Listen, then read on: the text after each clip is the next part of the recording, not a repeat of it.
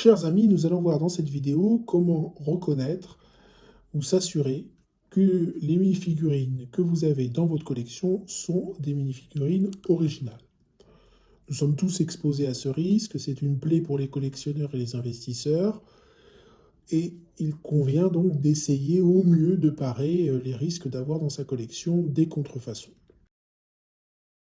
La première chose à faire, et c'est la méthode que j'utilise en priorité, c'est de prendre votre mini-figurine, d'aller sur un site tel que le site Breaklinks, qui est un site de référence, et de comparer la photographie de la figurine qui est référencée sur le site avec celle que vous avez en main. Vous comparez la tête, le buste, les jambes, et vous regardez sous toutes ses coutures la mini-figurine. Et si vous constatez des différences, notamment dans le design, ou des différences trop marquées dans les couleurs, eh bien, vous avez probablement affaire à une contrefaçon. La deuxième méthode que j'utilise, c'est d'ensuite inspecter visuellement la mini-figurine. Vous pouvez au toucher déterminer déjà si c'est un plastique qui vous est habituel, si vous manipulez fréquemment des mini-figurines, même si avec des figurines plus anciennes, vous pouvez avoir quand même de légères différences. Mais vous pouvez déjà, si le plastique vous semble bizarre, si les bras ne fonctionnent pas correctement, si quelque chose ne va pas, ça doit attirer votre attention. Vous pouvez aussi vous assurer que le design, le coloriage ou l'impression en tout cas est de bonne qualité. Prêtez une attention particulière notamment au torse, puisque c'est au torse qu'on peut voir. On sait qu'il y a certaines personnes, c'est vrai notamment pour les Boba Fett, eh bien, vont s'amuser à prendre des bustes tout à fait originaux, de la bonne couleur, et vont appliquer ensuite une impression qui va correspondre à celui de la figurine de référence, enfin qu'ils essayent de refourguer. Et ça, c'est une plaie, et normalement, l'impression du dessin, en fait, dans des Lego originaux, est parfaitement encadrée, incrustée dans le plastique. Alors que si vous avez affaire à une étiquette qui a été posée dessus, vous allez toucher, vous allez voir au toucher que vous ressentez quelque chose. Vous pouvez également vous assurer que les bords sont légèrement biseautés, arrondis en fait. Si les bords sont très très pointus, c'est probablement pas une mini-figurine Lego. Ensuite, vous pouvez vérifier le marquage que vous avez sur les différentes mini-figurines.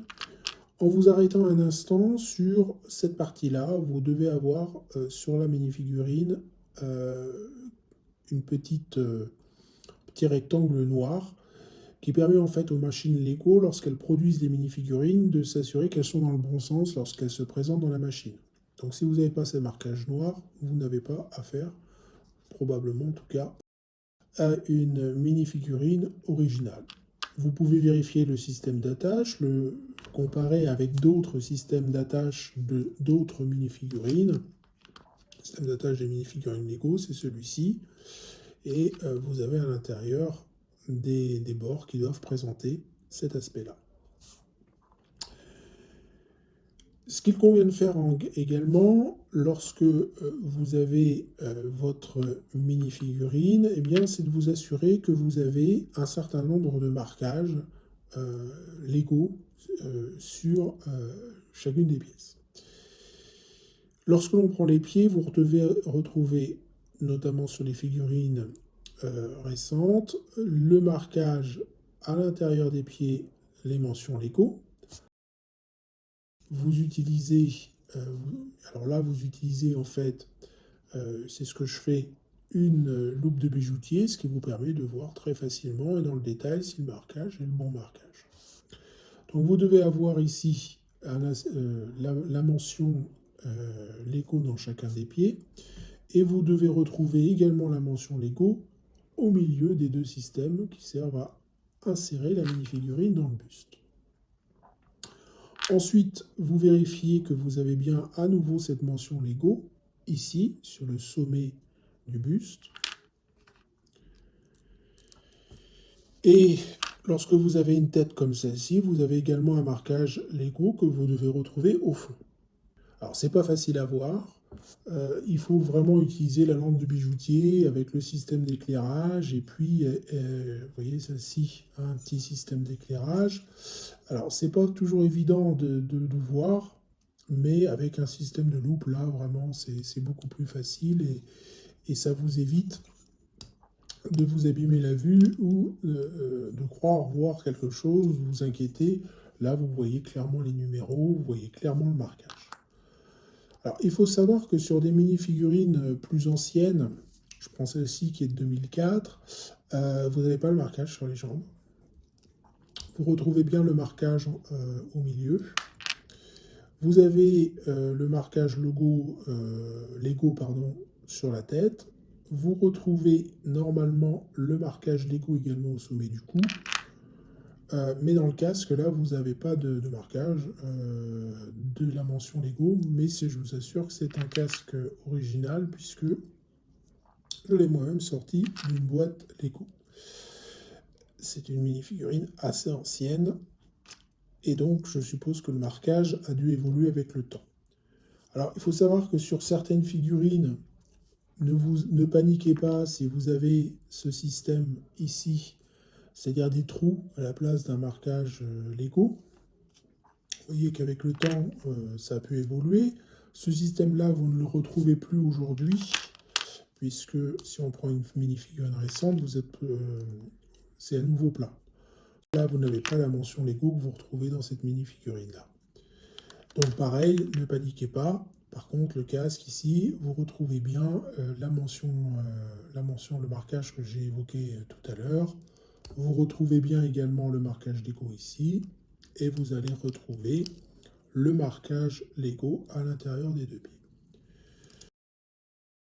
Donc voilà comment reconnaître si oui ou non vous avez une mini-figurine qui est originale. Alors bien évidemment, le meilleur moyen pour éviter les contrefaçons, c'est d'acheter des boîtes originales, au moins vous êtes certain. Maintenant, on sait tous que, on ne peut pas toutes les acheter, 2, il y en a qui sont plus disponibles.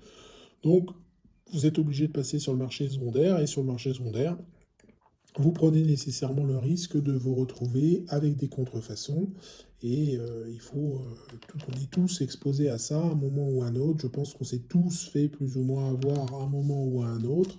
Il convient simplement d'être prudent pour éviter que ça ne se produise trop souvent et que tout cela vienne, comment dirais-je, un peu gâcher votre plaisir et la qualité de la collection que vous essayez de constituer.